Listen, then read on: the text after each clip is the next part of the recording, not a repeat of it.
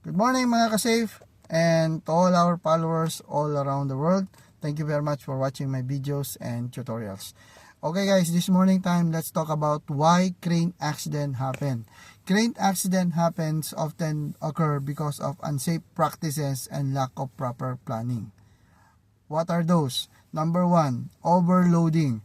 So crane or the operator or the operation lift the material or the load beyond the crane capacity. That is the most cases. And number two, okay, poor communication.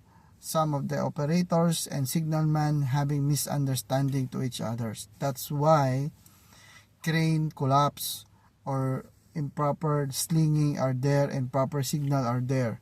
Number three, unstable ground or proper setup or improper setup. Outriggers not fully extended or on the soft soil. They are not familiar with the ground. They are not checking the ground level or the stability of the ground. That's why crane collapse.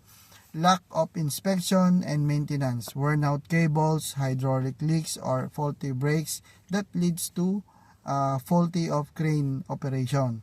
Number 5, untrained and unauthorized operators. Marami nito nagmamagaling kasi marunong na mag-operate, hindi na kailangan mag-training. Guys, still operator and signalman needs a training and refresher training in a regular basis. It's up to you guys. Depende yan sa inyong internal procedure. If you want it monthly, if you want it every 6 months or yearly, it's up to you. As long as they have a proper training.